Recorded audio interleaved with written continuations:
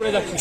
শিক্ষামন্ত্রী জানেন, ওনার বাড়িতে যখন আমি গেলাম, আপনারা জানেন হয়তো ভ্যানগার্ড এবং যে ন্যাশনাল এই নিউজগুলো আছে, ওনারা 17তে আমি একটা টকশো দিয়েছিলাম গভর্নমেন্ট পরিবর্তন করার জন্য।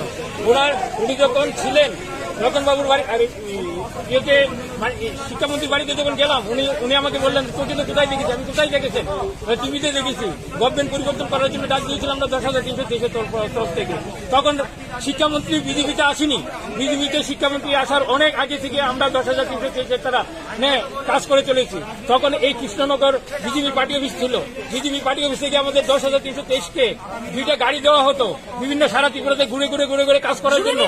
হ্যাঁ, সারা ত্রিপুরাতে ঘুরে আমরা তখন 83 জনের একটা কমিটি ছিলাম। আমরা 83 জনের একটা কমিটি ছিলাম। সেই কমিটি হেমন্ত বিশ্ব শর্মা এবং সেই আমাদের সুনীল দেওদর্জি এবং আমাদের সুদীপ বাবুকে ইউজ করে আমাদের দেখেছে সেই একটা ইয়েতে হলগড়ের মধ্যে। তখন আমরা 83 জনের একটা কমিটি করে দিয়েছিল। সেই 83 জনের কমিটি সারা ত্রিপুরাতে ঘুরে বিজেপির হয়ে আমরা কাজ করেছি। আমরা অনেক জায়গায় মার খেয়েছি। উদয়পুর গার্লস স্কুলের মাঠে মার খেয়েছি। করবো শিলাচুরিতে ওইখানে একটা মিটিং করতে গিয়েছিলাম রাত্রি 11টায় বাজে। তখন ওইখানে আমাদের আটক করেছিল। তখন ওই রকম ভাবে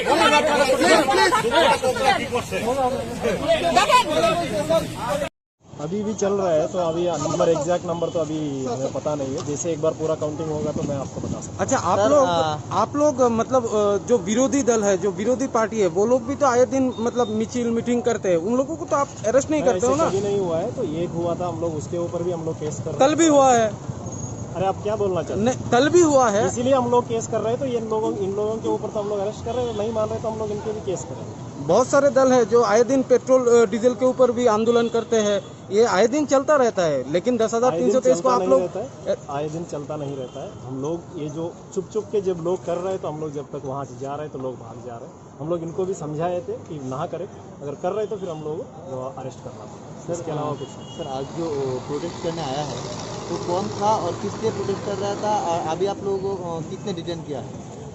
अभी देखो, ये टीचर्स का जो मामला है, तो फिर उनके खिलाफ थे वो लोग प्रोटेस्ट कर रहे थे। इनको जो ये हमको चिट्ठी दिया गया था, हम लोग मना किए थे। कोविड रेगुलेशन के टाइम पे नहीं कर सकते थे।